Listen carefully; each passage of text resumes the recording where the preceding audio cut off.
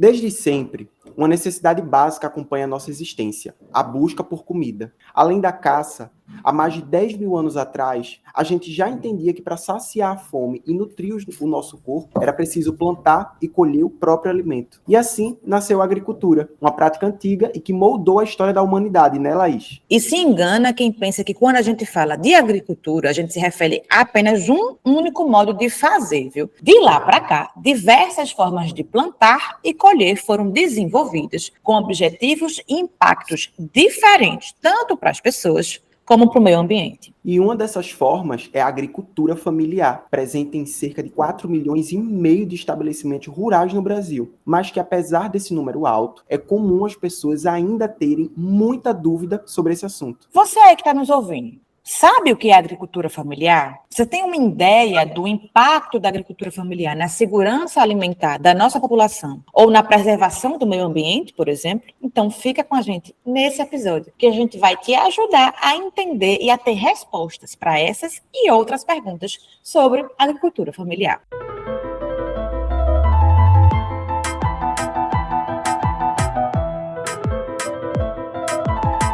Desteoriza, um podcast sobre ciência e um monte de assunto que quase ninguém entende direito.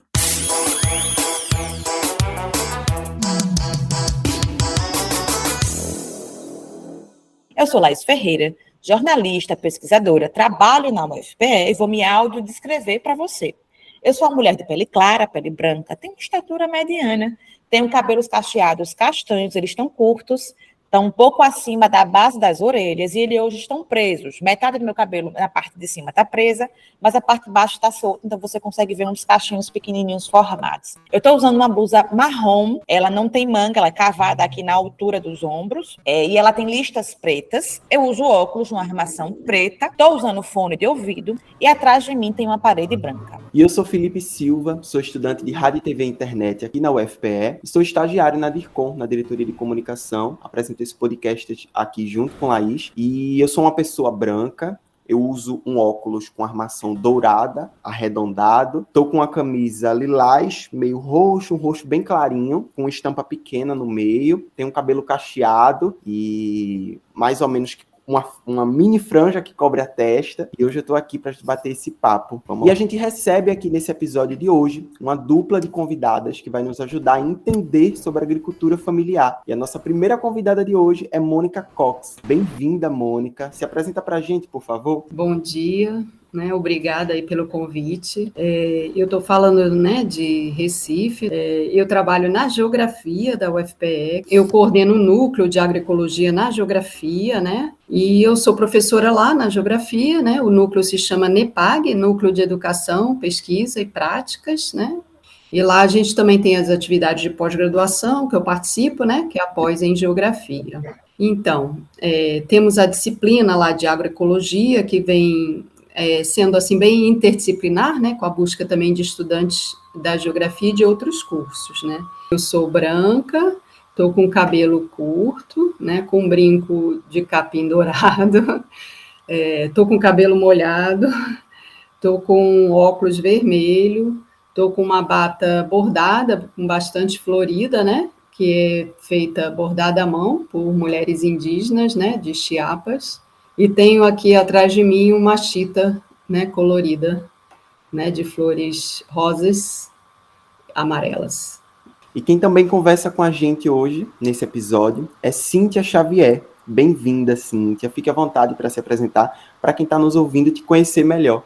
Obrigada, Felipe. Obrigada, Laís. Bom estar com vocês aqui. Eu sou Cíntia Xavier, sou professora também da UFPE, e só que eu ensino no campo acadêmico do Agreste, no CA, E lá, assim como Mônica, a gente tem o núcleo de agroecologia, que lá é o NEASP, Somos parceiros, Mônica? Nós temos essa parceria do núcleo de agroecologia e também o núcleo de educação do campo, que é o NUPEFEC, que trabalhamos lá.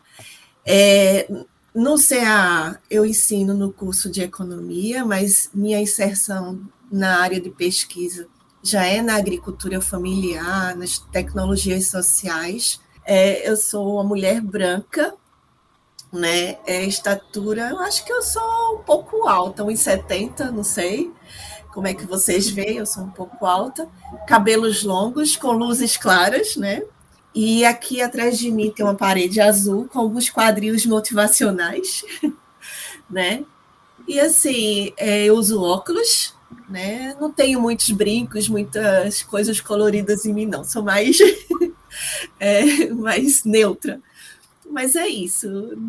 Perfeito, sejam muito bem-vindas, muito obrigada por terem aceito o convite. E antes da gente começar o nosso papo, eu quero chamar quem está ouvindo, você que está aí ouvindo o nosso episódio, para seguir o Desteoriza nas redes sociais. É só você procurar @Desteoriza no Instagram, Facebook, Twitter e TikTok. E também para você seguir a gente aí no seu tocador de podcast favorito, nessa página onde você está nos ouvindo, vai ter um botão seguir em algum lugar, perto do nome Desteoriza. Então você clica nesse botão seguir, e aí você passa a seguir a gente aí também no seu tocador de podcast, e toda vez que a gente publicar um conteúdo novo, você recebe uma notificação para você não perder nenhum dos nossos episódios, tá bom? Então vamos começar aqui esse nosso papo, eu quero começar essa nossa conversa numa pergunta óbvia, mas que é importante ser feita para a gente entender sobre o que a gente está falando, né? Eu queria começar, Mônica, e queria que você trouxesse para a gente o que é agricultura familiar. Qual é o conceito que a gente utiliza de agricultura familiar, né? O que é agricultura familiar? E se a agricultura familiar faz parte do agronegócio ou não? Qual é essa relação? Então, eu acho que quando a gente fala, principalmente aqui, né, Pernambuco, Nordeste, a gente pensa em agricultura familiar, a gente pensa em agricultura camponesa, né? Então, nesse caso, a gente não estaria falando do agronegócio. Apesar que o termo agricultura familiar, ele está muito associado ao programa do governo, né, na época da criação do PRONAF, né, que tinha muito essa ideia de tornar os agricultores camponeses, né, empreendedores. Então, tinha uma lógica um pouco de modernizar esse agricultor e desvalorizar um pouco as suas práticas, né, também. Então, às vezes, a agricultura familiar, se a gente pensar em família, podem ter famílias, né, de agricultores médio e grandes que estão no agronegócio. Mas eu acho que, normalmente, aqui no nosso universo, por exemplo, de Pernambuco, muitas vezes a gente fala agricultura familiar, fala das feiras, a gente está pensando na agricultura camponesa. Mas, se a gente, para precisar, a gente... é melhor falar agricultura camponesa ou agricultura familiar camponesa, né? Às vezes a gente fala de base agroecológica, ainda para, né, levantar um pouco mais os agricultores que estão nessa frente, né, lutando por processos, né, que vão, né, na contramão do agronegócio. Então, para clarear, eu acho que a gente ficaria pensando famílias de agricultores que têm tradição em agriculturas diversificadas, né? Então, de base camponesa, o agricultor da zona da mata, ele tem princípios muito parecidos com o agricultor familiar camponês do sertão, mas são agriculturas diferentes, né? Claro, porque caatinga, mata. Então, a gente pensa muito mais em diversidade. Agronegócio, né, caminhou para monocultura, né? Mesmo que você ponha monoculturas, a base, né, da diversidade se perdeu. E aí, com isso, você já perdeu toda essa riqueza do que vocês trouxeram até no início, que é a agricultura, né? Essa agricultura que é a base da humanidade, né? Que é a nossa base alimentar, né? Então, a gente se alimenta da nossa tradição, né? Ninguém compra alimento na fábrica, né? A gente precisa de sementes que têm, né, história na própria tradição da agricultura e da humanidade. Então, acho que isso é a agricultura familiar camponesa. Então, acho que a principal diferença, Cíntia, pelo que a gente está conversando aqui, né, nessa resposta de Mônica, seria a agricultura familiar, dessa agricultura familiar camponesa, né, desses moldes de produzir, etc., mas talvez a principal diferença da agricultura familiar para o que a gente conhece hoje como agronegócio seja essa monocultura, né, no caso o agronegócio se destina a plantar, quando a gente fala mono, esse prefixo mono quer dizer né, então a plantar um tipo de produto, só soja, só milho, só, né, um tipo de plantação específica, e a agricultura familiar tende a ser diversificada. Acho que é isso, né, Cíntia? Sim, Laís, uma outra coisa que eu poderia complementar na colocação de Mônica, mas de uma forma assim, bem, assim, um pouco técnica, né? Eu costumo dizer Perfeito. o seguinte, eu tenho uma foto que, numa dessas pesquisas que eu fui tirar a foto da família de agricultor que estava conversando com a gente, e aí eles chamam filho, nora, cachorro. Então, nessa foto tem o pai, tem os cachorros, tem tudo ali. Então, o que essa foto me disse à época, né? É que aquele lugar, né, de produção, mas é um lugar de moradia, é um lugar de moradia e de produção, onde todos estão convivendo ali naquele espaço, né, produzindo alimentos, mas também produzindo outros bens, às vezes bolo, às vezes outras roupas, está entendendo? Então, uma produção nem sempre associada só à agricultura, mas que faz parte daquela família. A agricultura tende a ser o centro, né? Mas você pode encontrar dentro do universo da agricultura familiar uma a diversificação de atividades. Em todo caso, o que é que eu costumo também falar? Quando a gente se vira para o que se denomina agronegócio, né, às vezes a gente olha para aquela produção e não vê o dono daquela propriedade residindo lá. Ele está residindo aqui no Recife, ele está residindo em outras áreas, nas cidades. Quem fica lá? Aquele que está diretamente administrando, né, aquela produção, quem está utilizando os maquinários e etc. E, às vezes, esse produtor tem mais de um espaço de terra, certo? Então, já não se associa como um local de moradia, um local de vida, onde a família está perto, entendeu? Então, essa, assim, é a diferença que me vem à mente, assim, de uma forma menos técnica, né? Mas, assim, a questão da agricultura familiar, como Mônica falou, Mônica tocou no ponto da questão do campesinato, mas existem várias interpretações com relação a esse contexto da agricultura familiar.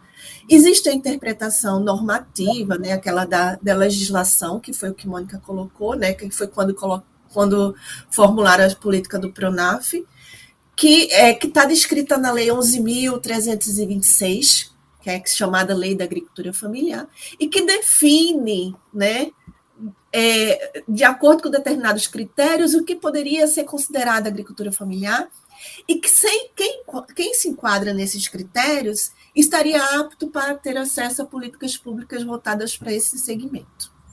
Certo? Esse é uma definição normativa. Existe essa definição, autodefinição, né, do agricultor, né, que a gente chega assim, como é que você se define um agricultor? Eu sou um agricultor familiar, eu sou um quilombola, eu sou um indígena, então tem essa definição.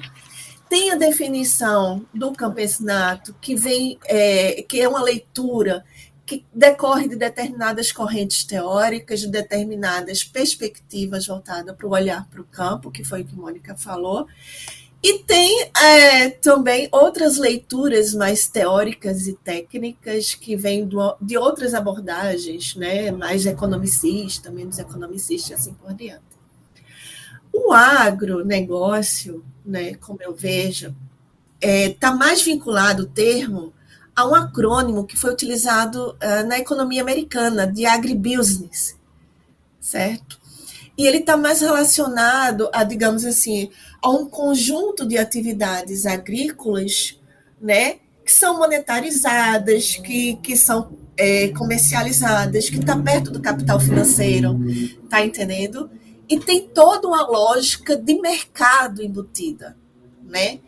Não quero dizer com isso que a agricultura familiar também não se volte para o mercado, certo?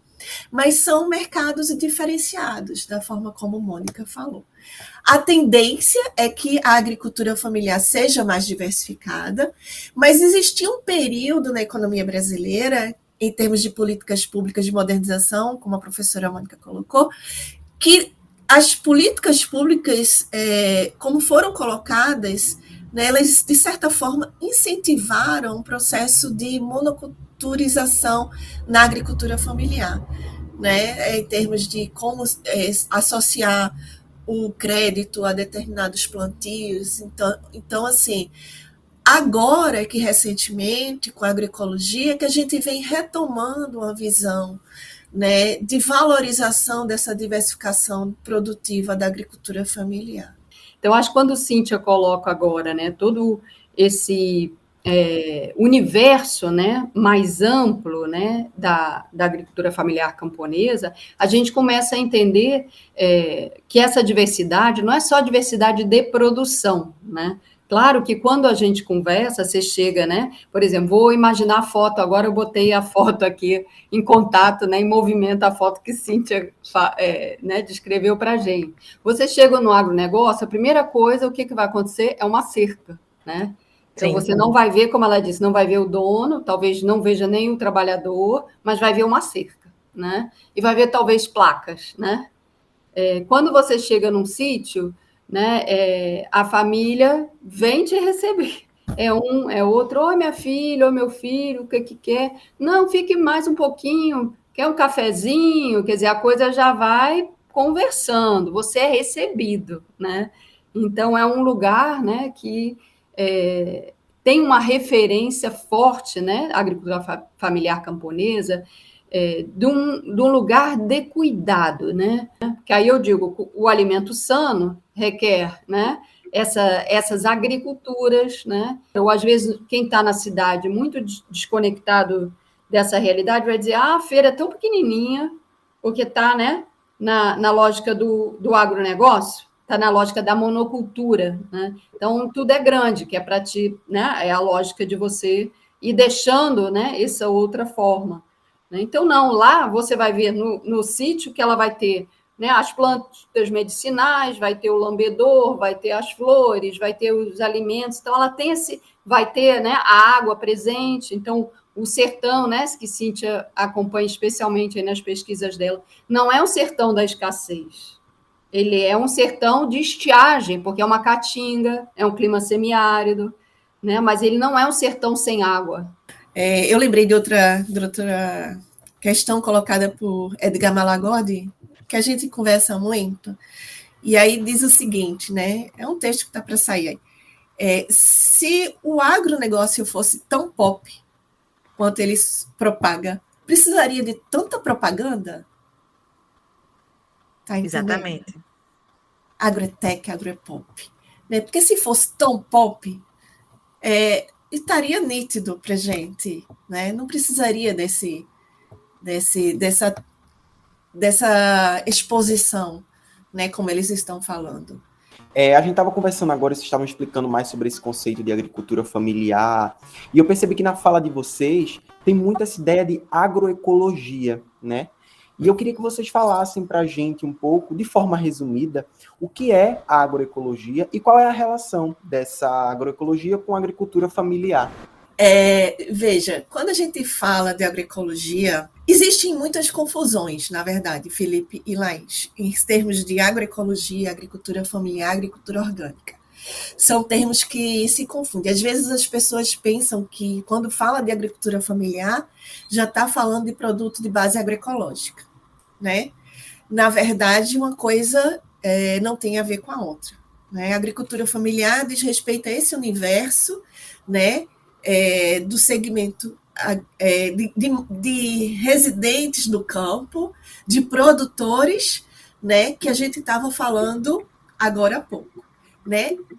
Agroecologia diz respeito a uma visão acerca do modo de se pensar e fazer agricultura. O que acontece é que, por exemplo, nas políticas que veio lá no processo de modernização, no final do século XX, na segunda metade do século XX, eles preconizaram o uso de agrotóxico, de insumos químicos na agricultura familiar também.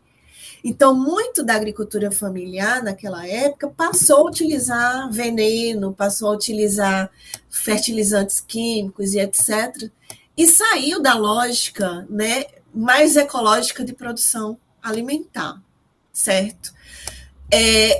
Enquanto alguns agricultores permaneceram nessa lógica mais ecológica de produção de alimentos. Esses agricultores que permaneceram produzindo de forma tradicional, né, tentando resgatar aqueles conhecimentos e associando a um período diferente de produção, eles foram paulatinamente, né, sendo estudados, né, e, de certa forma, abarcados dentro do que se convencionou chamar de agroecologia no início dos anos 80. No início dos anos 80, a agroecologia veio e surgiu como sendo uma área científica, né, um conhecimento científico, que buscou entender a agricultura não a partir só do contexto da produção, mas também do contexto do meio ambiente, do contexto dos modos de vida presente no rural e etc. Né? Então, seria a preocupação com a ecologia vinculada à agricultura, né? Essa perspectiva da agroecologia de uma forma muito menos técnica e mais direta que eu estou passando para vocês. Acontece que, mais recentemente, essa visão de agroecologia ela tem sido também trazida para uma perspectiva mais prática, né? Então, os agricultores têm se associado a essa perspectiva e, às vezes, né, o que nasceu como ciência está sendo enxergado também como uma prática, né? Então, existem várias leituras, né? Uma leitura mais científica dessa conotação que nasce lá dos anos 80, e uma leitura mais prática e em termos de movimentos sociais, que é levantar uma bandeira em termos de ecologia, né, que está mais presente nos dias de hoje, quando a gente fala da agroecologia. Quando a gente está colocando a agroecologia, a gente vincula uma forma de ver e fazer agricultura que não negligencia diversas formas de vida presentes naquele espaço. Né? A questão da biodiversidade. Então, eu estou vendo como os animais vivem, o bem-estar dos animais, os insetos que são importantes para a natureza. Ou seja, a gente desmistifica aquela visão de praga, né? O que é uma praga? Né? Praga é quando você tem um desequilíbrio. Então, a gente vai começar a olhar o inseto como fazendo parte daquele espaço. Uma coisa que eu gosto de colocar sempre é a agricultura de base agroecológica é orgânica, mas a agricultura orgânica não necessariamente é de base agroecológica. Cíntia, quando a gente fala base orgânica, é uma dúvida.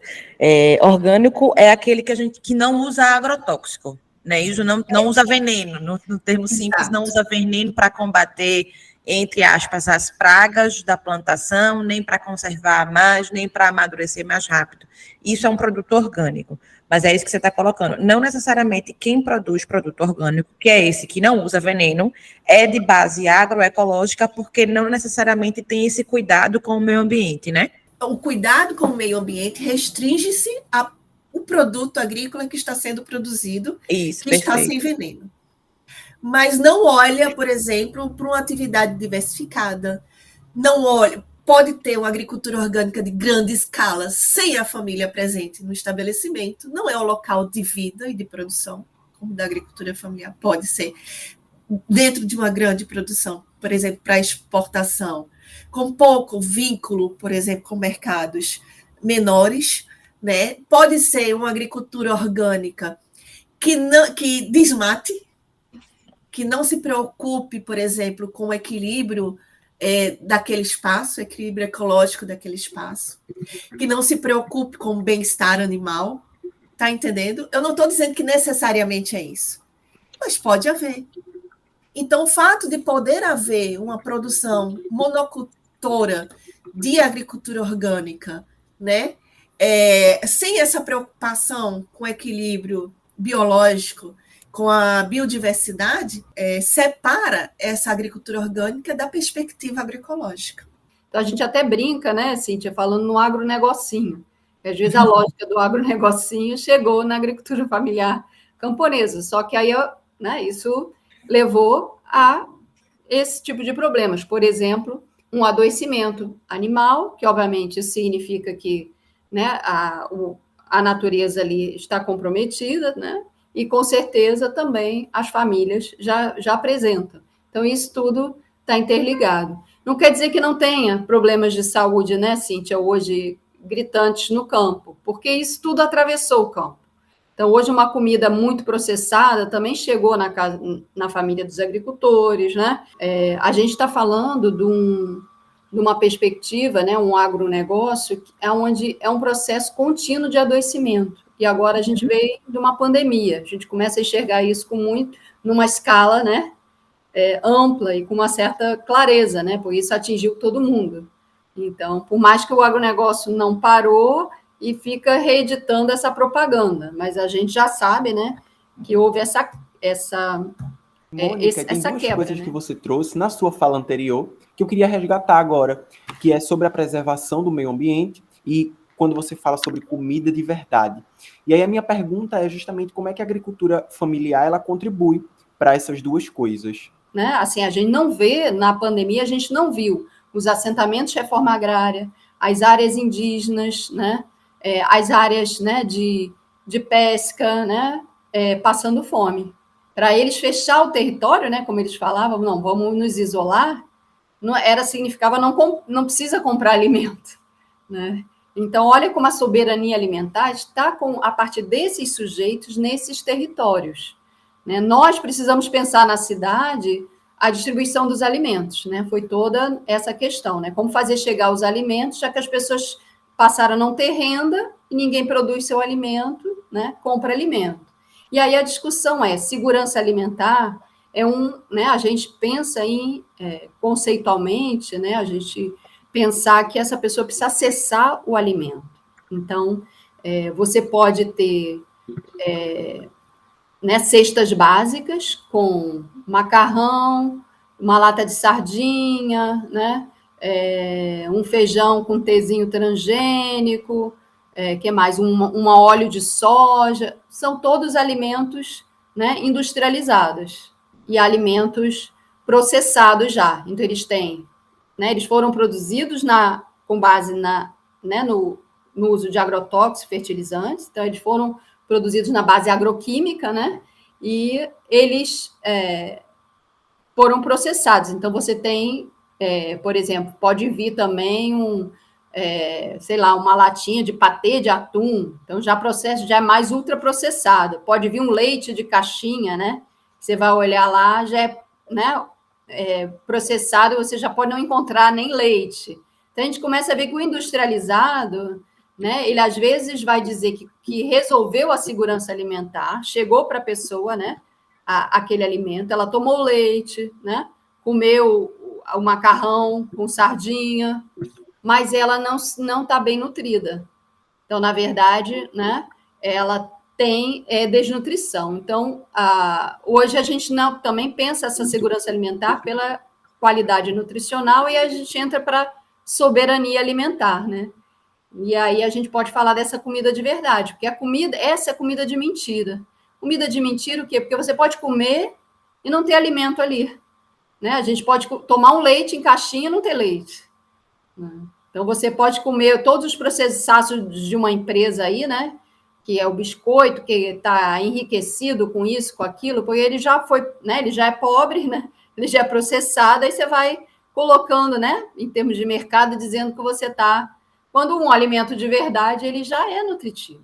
Um milho de verdade, né?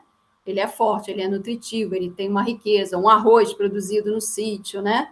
A fava, aí você começa a ler, você não come só um tipo de feijão com teia de transgênico, sabe? Que foi produzido sabe lá quando, com uso de agrotóxicos, então não é um alimento de verdade. E na agricultura, né, que a gente está considerando que produz alimentos de verdade, você tem diversidade. Então, nesse período da pandemia que todo mundo pôde fechar lá, eles tinham fava, feijão, né? Enfim, frutas, né? Os legumes, o que teria plantado ali. Então, tem segurança alimentar nos territórios. Né? Quando eles são expulsos dos territórios, há uma ameaça da insegurança alimentar, porque não pode produzir. Né? Então, comida de verdade tem a ver com quem produz. Comida de mentira tem a ver com esse modelo, né, da industrialização, da modernização, que foi trazendo a ideia da monocultura não só para o campo, mas para a nossa, né, como fala, né, Cíntia, a Vandana Shiva, né? Foi trazendo a monocultura para a nossa mente. A gente começa a achar que, não fecha o supermercado que eu vou ficar sem comida, né? Não, né? Não, eu não posso, eu tenho que comer. E não, aqui a gente manteve as feiras abertas porque era essencial. Comida de verdade está na feira. Mas tiveram estados que só existia o supermercado na época da pandemia. Então, a gente pode pensar aí na soberania, que é acessar o alimento. Mas que alimento? Ele é de verdade? É de mentira? É industrializado? É processado? É ultraprocessado? Então, qual é a minha condição? Hoje eu posso estar alimentado até com sobrepeso, mas está subnutrido, que é a nossa realidade hoje, que as pastorais, por exemplo, né, da criança, da saúde, lidam hoje. Não é aquela desnutrição da magreza, né? É a desnutrição, né, Perfeito, da obesidade. Ana, você está falando, a gente vem conversando das contribuições da agroecologia, da agricultura familiar, sobretudo de base agroecológica, né, para a nossa sociedade. Você falou aí do agricultor como sujeito dessa ação de conservação, como produto da agricultura familiar, e como ele é importante para a segurança alimentar. E eu queria trazer para a nossa conversa agora uma perspectiva desse agricultor, né, de quem faz agricultura familiar, de quem está vivendo no meio desse processo. A gente tem um quadro aqui no Desteoriza chamado Conta a Tua História. A gente vai ouvir a história agora de Rayane Rodrigues, que é uma estudante aqui da UFPE, que vem de uma família de agricultores familiares aqui do sertão, né, do interior de Pernambuco, e eu vou botar aqui para a gente ouvir, depois a gente conversa mais sobre isso.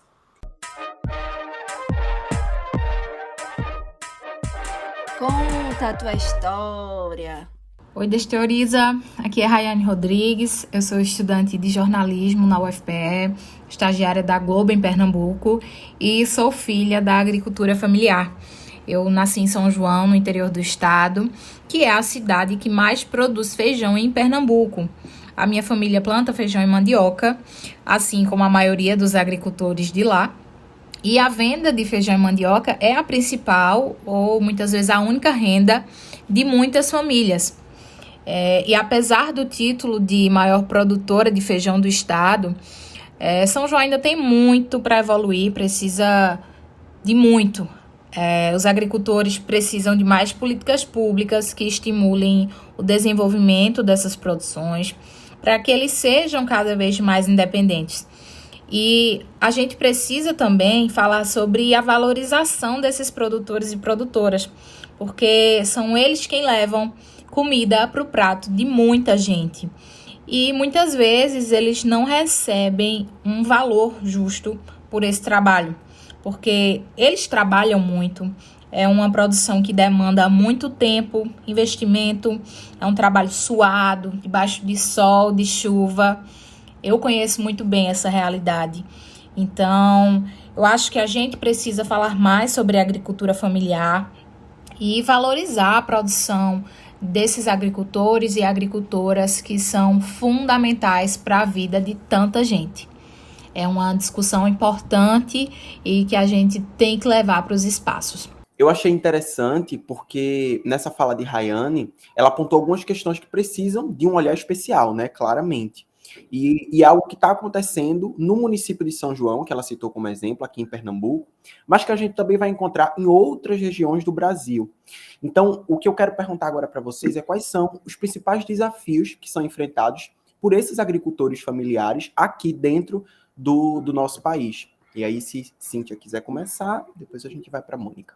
Nos últimos anos, a gente tem tido uma reversão no processo de segurança alimentar, né, aumentando o nível de insegurança alimentar das famílias. Né? E, ao mesmo tempo, a gente vem percebendo que o agronegócio ele tem crescido. Né? Então, isso demonstra, né, que alimento é esse? Está sendo produzido o quê pelo agronegócio? Porque, ao mesmo tempo que ele cresce, está crescendo também a fome.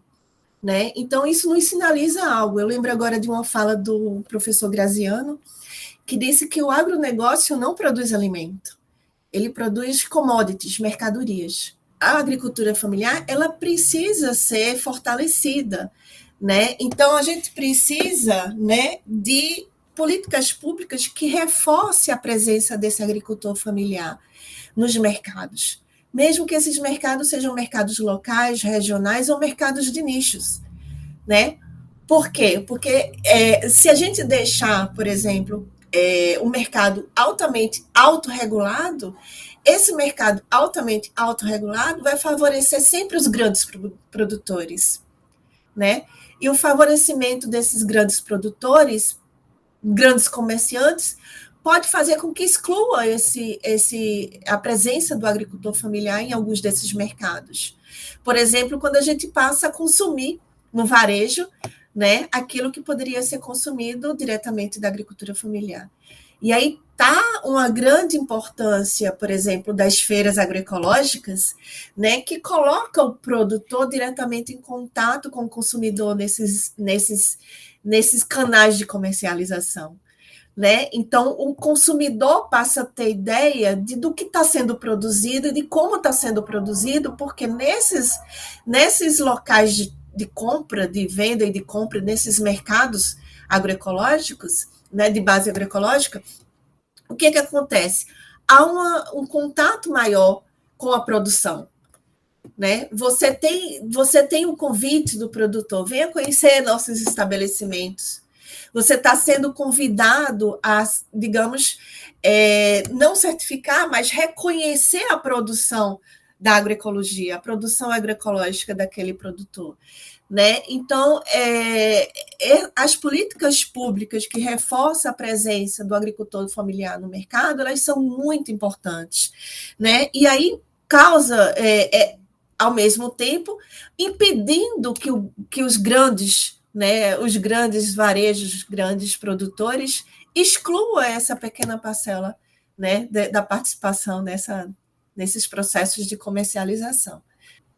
E tem um adendo, Cíntia, que quando a gente estava fazendo a pesquisa, conversando, que eu queria trazer para a nossa conversa, que é assim, geralmente quando a gente fala agricultura familiar, como a gente falou lá no começo, as pessoas remetem ao campesinato, as pessoas que, né, aquela agricultura menorzinha, existe também agricultura menorzinha, mas a produção da agricultura familiar, ela inclusive chega na nossa mesa, muitas vezes a gente compra da agricultura familiar quando a gente está indo ao mercado.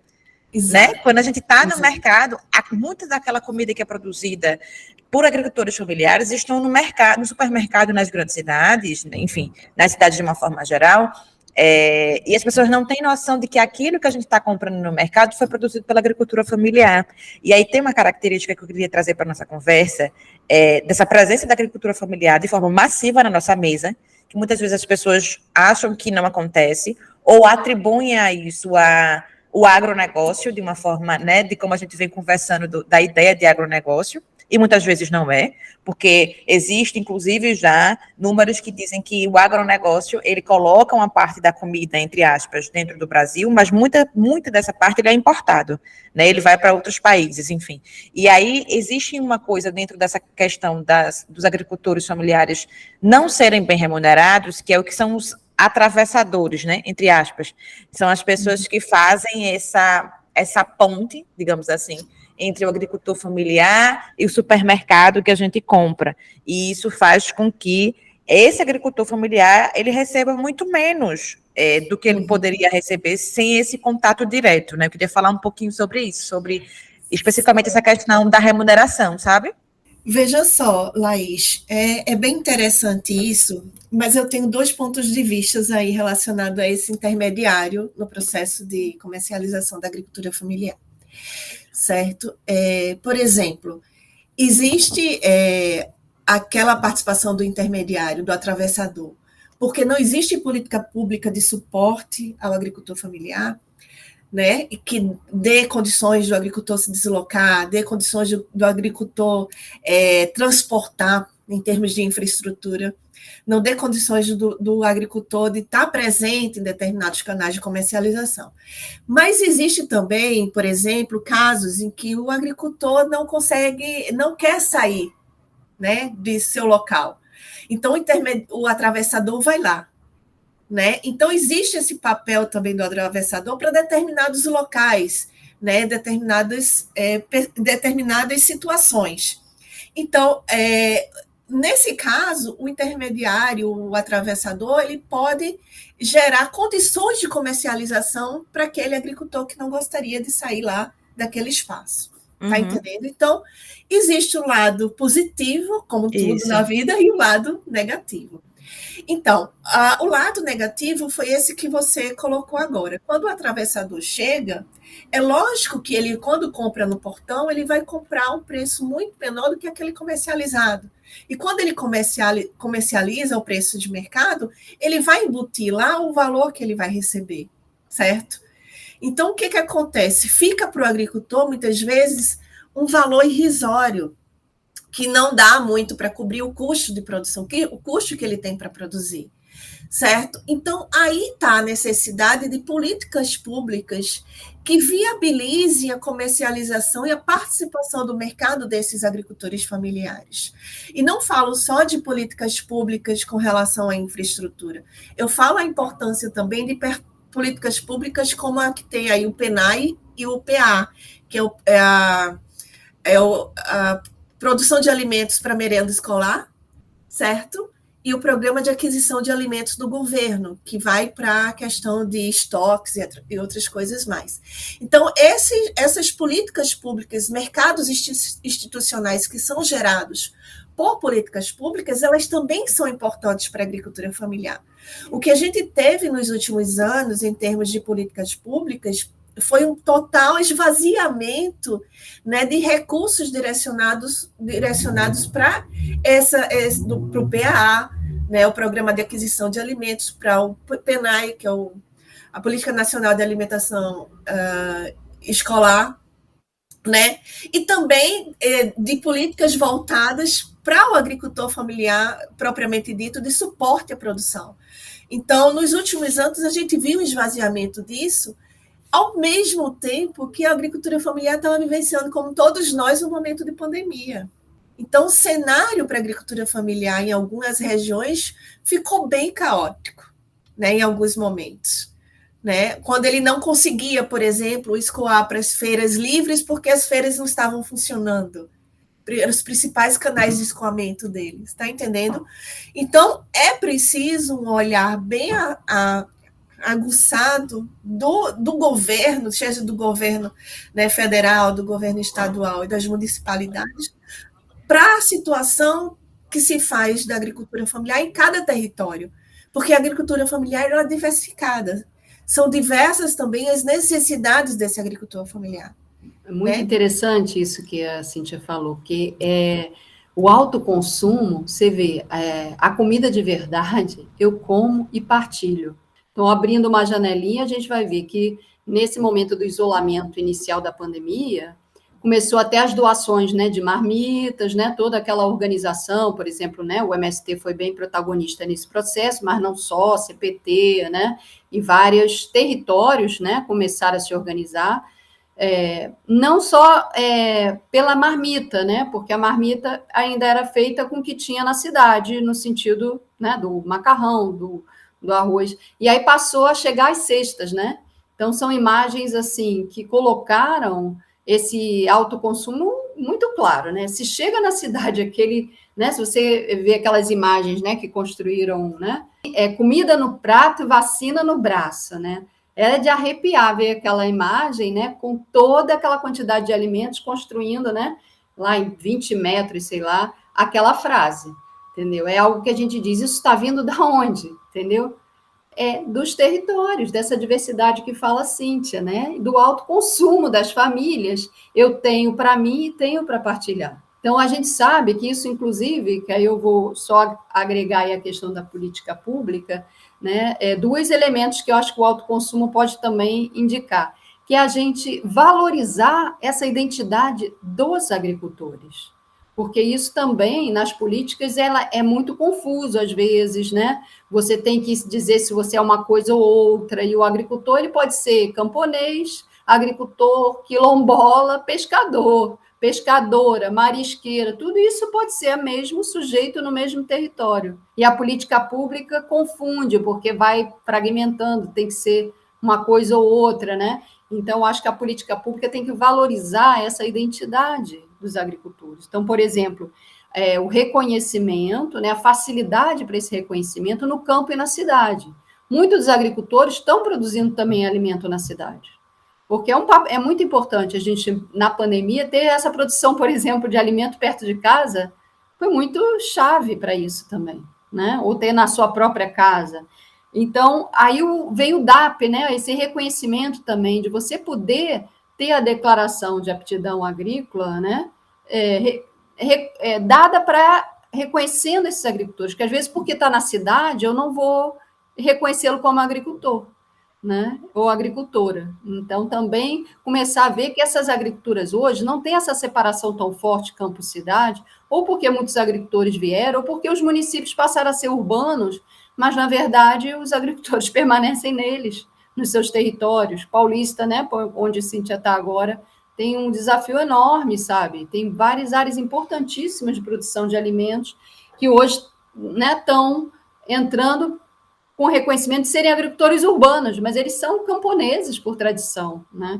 Então, acho que isso, e aí vem entre as feiras, porque aí você também tem políticas públicas de reconhecimento, né? Eu e Cíntia, né, representamos os núcleos de agroecologia, né, no CEPORG, né, que é a Comissão de Produção Orgânica, né, do estado de Pernambuco, onde a gente trabalha nessa frente, né, de valorização e fortalecimento das feiras, porque é um espaço para garantir que esse agricultor e essa agricultora, né, tem uma política pública que apoie essa comercialização. E aí a gente vê que nesse último tempo a gente teve o quê?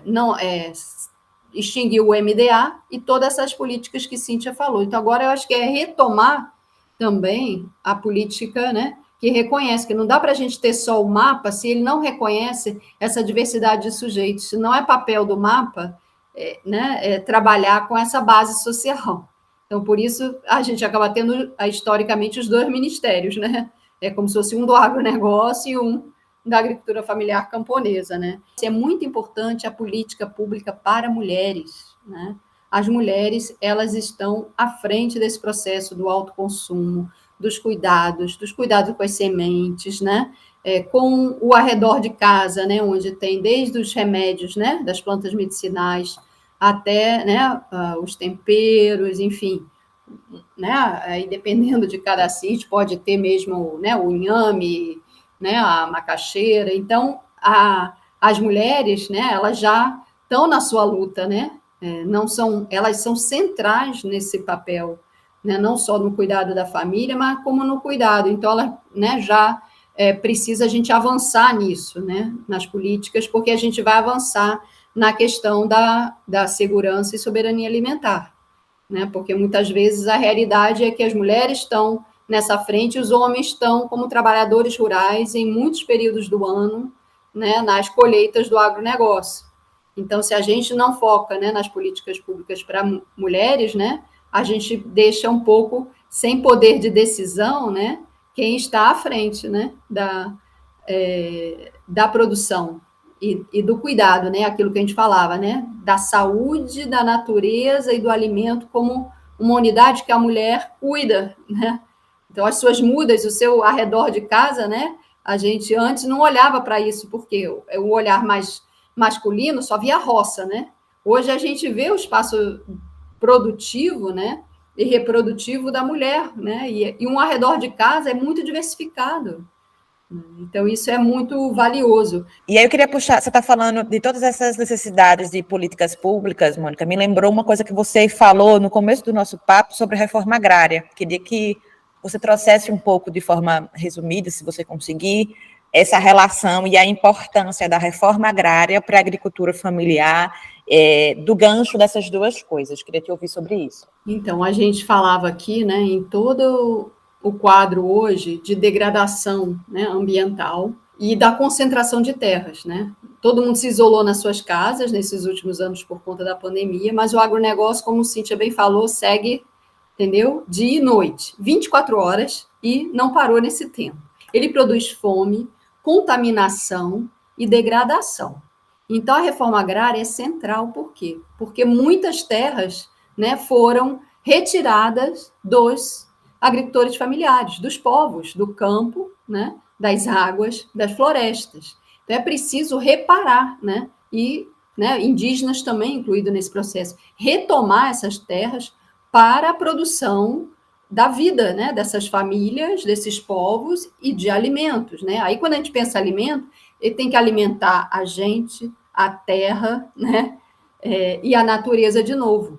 A reforma agrária, ela permite a gente retomar a terra, né, como um bem, né, na sua função social, como está na legislação, né, que é uma função social no sentido de produzir alimentos, né, de territorializar, né, que a gente poderia usar esse conceito, né, reterritorializar essa agricultura familiar camponesa, que foi, né, desterrada, desterritorializada, e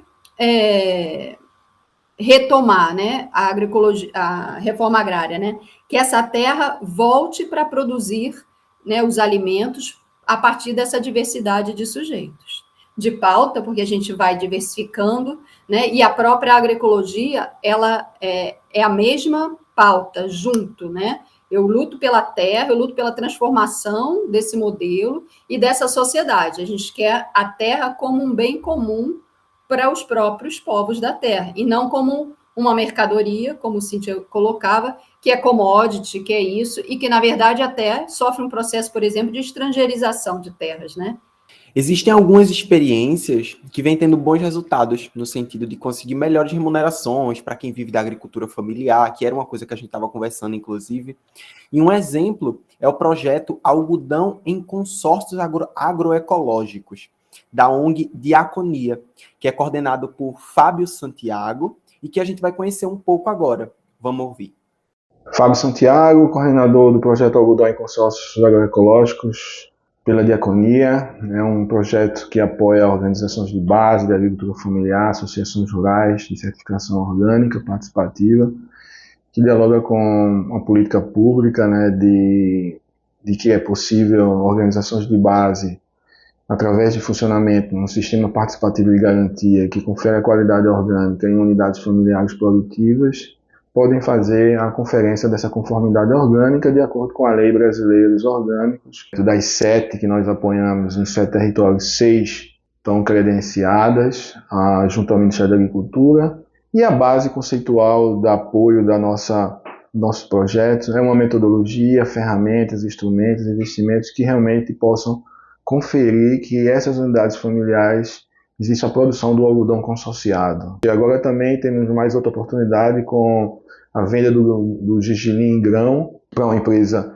bem estabelecida no Brasil já. Então vai ser uma oportunidade de incrementar também mais um produto do consórcio. E além disso, outros alimentos produzidos nessa base do policultivo também vão serem processados para atingir prateleiras dos supermercados, principalmente o óleo de gergelim, o tahine, a pasta de amendoim, o gergelim granulado, o amendoim torrado e cru, e também o feijão, assim como o milho. Então, além do algodão, né, traz também a possibilidade do selo ser colocado em outros produtos, e esses produtos, de fato, cheguem nas prateleiras da sociedade, e a sociedade possa, de fato, escolher, né, por ser um alimento saudável, orgânico, com selo, e também está apoiando organizações de base dentro desse comércio formal, que sempre foram para poucos, né, e que essa metodologia está levando com que essas organizações de base também possam entrar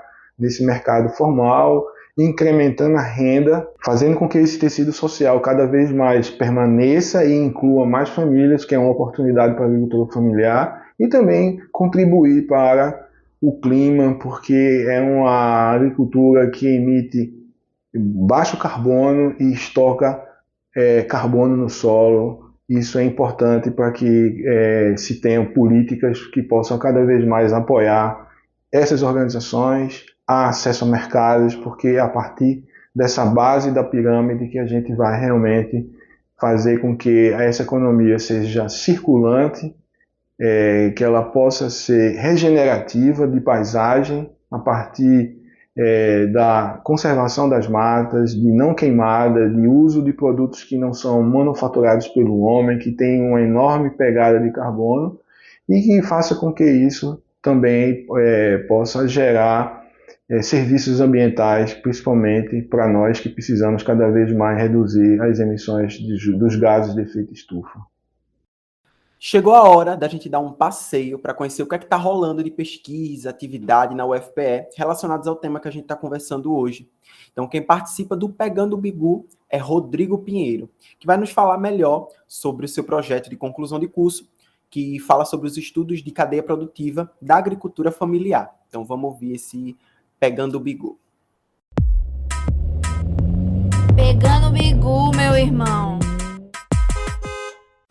Olá pessoal, eu sou Rodrigo Pinheiro, sou formado em Engenharia de Produção pela UFPE, no campus acadêmicos do Agreste, em Caruaru.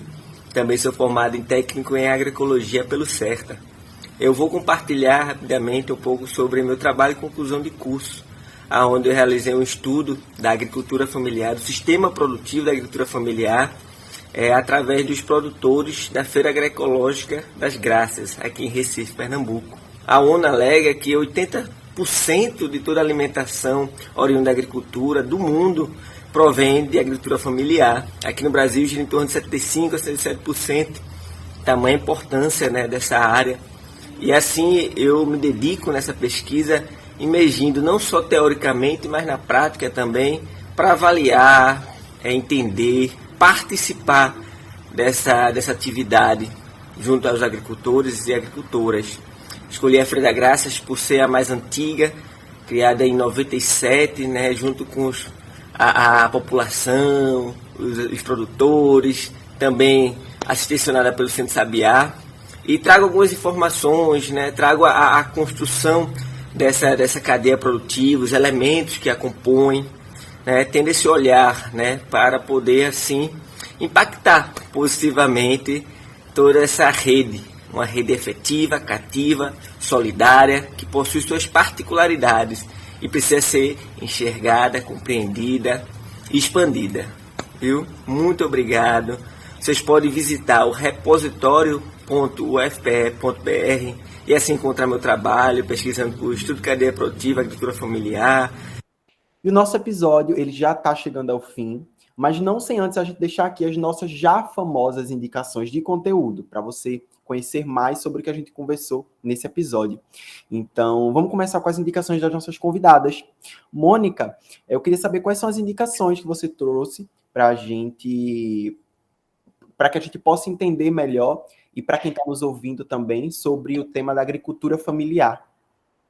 Bom, a gente nesse momento de rede social, né, algo assim mais rápido também, que é consultar, por exemplo, né, o Instagram dos núcleos de agroecologia, né? Então, no caso, tem o Instagram do NEPAG, que eu coordeno, né?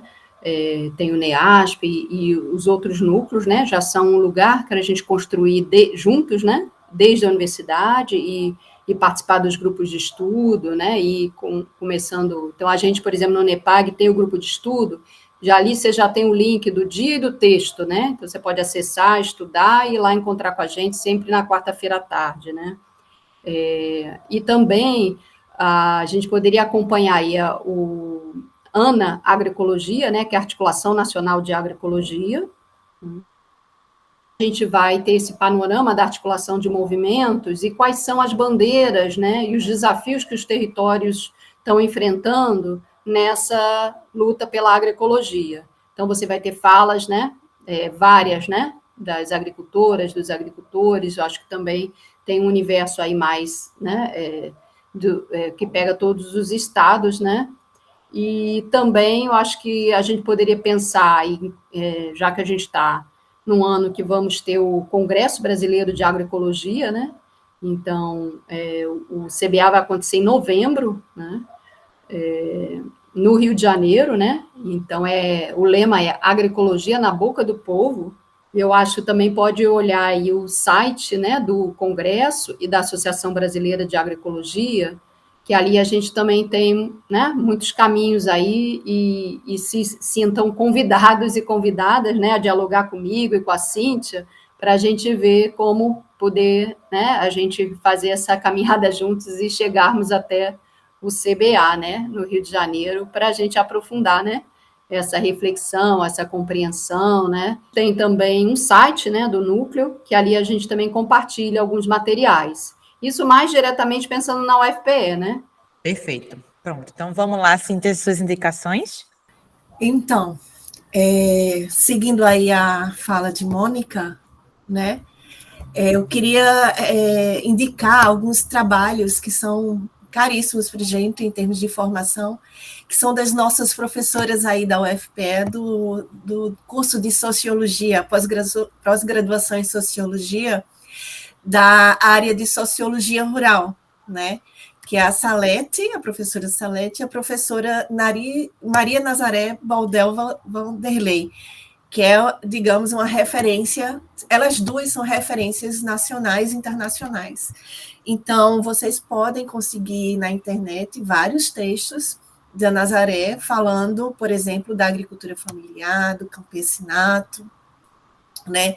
Também na internet vocês conseguem fácil, no Instagram e no blog do professor Elida Veiga, sobre a questão ambiental, né, que pode ajudar também nessa discussão, do Ricardo Abramovay também, que é outro estudioso dessa área, né? Então, para além disso, tem as nossas pesquisas, né, que também estão disponíveis, né, na internet, tanto do NEASP quanto do NEPAG, mas também do NUPEFEC, que é o Núcleo de Pesquisa, Formação, Extensão e Educação do Campo, né, que é coordenada pela professora Iranete, né, do Núcleo de Educação lá do Centro Acadêmico do Agreste.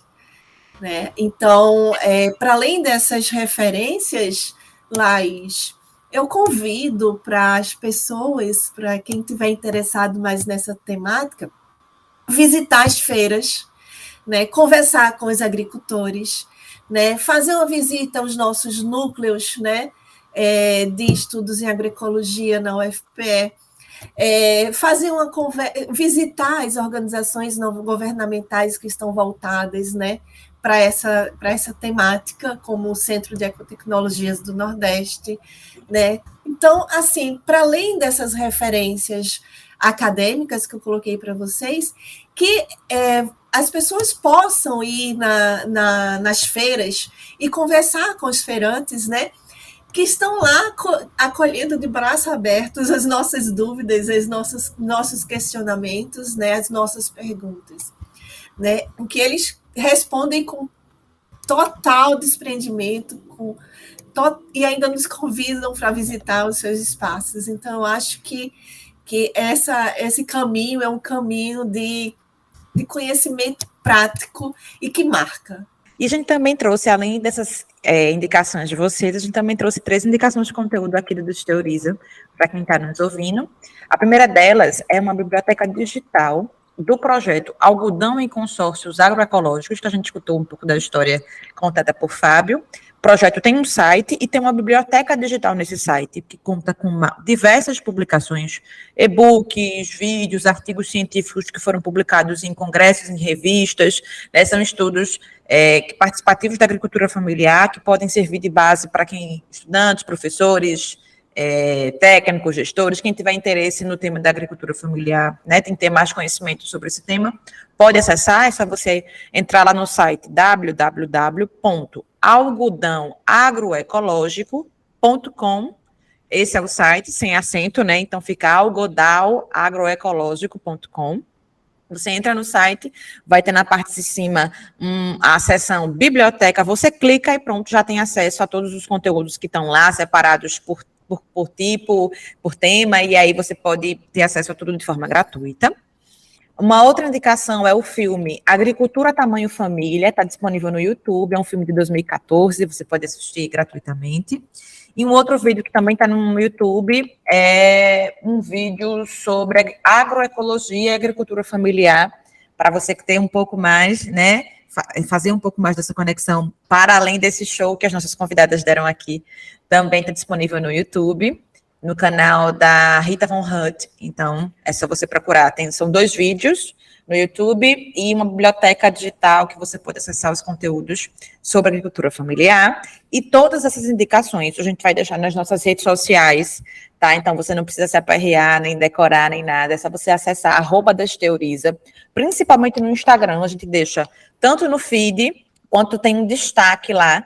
Vai ter lá indicações. Tem indicações 1, indicações 2, indicações 3, é só você procurar. Esse material provavelmente vai estar em indicações 2 ou em indicações 3. E aí você vai lá ver tudo direitinho, os nomes, os links para você acessar, para você deixar lá tudo guardadinho, e aí você aproveita, curte e salva a publicação para quando você quiser visitar novamente, já está lá salvo junto com você. Certo? E é isso, a gente quer agradecer a participação de vocês. Mônica, quer falar? Fica à vontade. Aproveitar também que Cíntia lembrou aí das feiras, que na UFPE Recife, você tem as quartas-feiras, né, de manhã, de 6 às 10, no estacionamento em frente ao CCSA, a feira da Assim, né, que são agricultores, né, das comunidades de Lagoa de Itaenga. É uma feira que já vai para 14 anos, e é um espaço, assim como Cíntia falou, né, que a gente pode conversar, conhecer, e além dos agricultores de Lagoa de Itaenga, a gente também tem a barraca de Giselda, né, do CESAM, né, que é do Centro Nordestino de Medicina Popular. Então, ela, inclusive, foi uma das cuidadoras, né, das plantas, que fez um conjunto de lambedores e deu oficinas no período do isolamento, né, para que as comunidades pudessem, né, resistir e não chegar nos hospitais, né. Então, antes de terminar o episódio, eu gostaria de agradecer as nossas convidadas, Mônica e Cíntia. Muito obrigado, foi muito legal contar com vocês, para a gente entender mais sobre esse tema de agricultura familiar. E agora vocês fiquem à vontade para se despedirem, Mônica, Cíntia, como vocês quiserem. Eu quero agradecer o convite de vocês por estar aqui, né? A primeira vez que eu gravo um episódio, assim, né? A minha primeira experiência, né? Foi bastante acolhedor, né? E um aprendizado muito grande para mim. Espero ter contribuído com a minha fala, né? No que vocês se propuseram, né? Em termos de debate. E me coloco à disposição, né? Para que a gente consiga, se vocês tiverem dúvidas, quiserem conversar mais, que me procure. Né, você pode divulgar meu e-mail aí, institucional, o e-mail, e aí a gente tem aí um canal aberto para troca de ideias também, além desses espaços que foram colocados aqui para vocês. Então, muito obrigada pela oportunidade de estar aqui. A gente que agradece, Cíntia. Foi massa. Então, Mônica, fique à vontade para se despedir do pessoal. Então, eu queria também agradecer demais, né? Acho que espaços como esse são muito importantes, Felipe, Laís, né? Foi como vocês falaram mesmo, né? Um espaço de conversa, mas que a gente vai aprofundando junto, né? Levantando questões. Então, acho que esse é o nosso papel, né? Também na educação, né? A gente se juntar, né? Então, eu queria agradecer vocês no programa, me colocar à disposição para a gente continuar construindo, né? Eu gostaria de agradecer e dizer que eu sinto como se a gente abriu agora um caminho para a gente continuar construindo esses podcasts, né? Que eu acho que nos ajuda, né, nesse processo corrido que está. Eu acho que a universidade, nesse ano, né, de pós-isolamento, está num ritmo um pouco acelerado, e isso não está ajudando, às vezes, tanto, né, a esse acolhimento necessário que a universidade sempre teve, né, um papel de ter um certo tempo para estudo, para reflexão. Eu acho que a gente ainda está retomando isso, e quem sabe esses outros recursos, né, que vocês estão trazendo hoje possam nos ajudar, como os podcasts. Então, eu também gostaria de aprender mais nisso. Maravilha, Mônica, eu agradeço. E sim, estamos com o canal aberto, né, para a gente conversar, trocar experiências, trocar inclusive indicações de novos conteúdos para a gente trazer aqui para o Desteoriza da área que vocês pesquisam. Fiquem à vontade.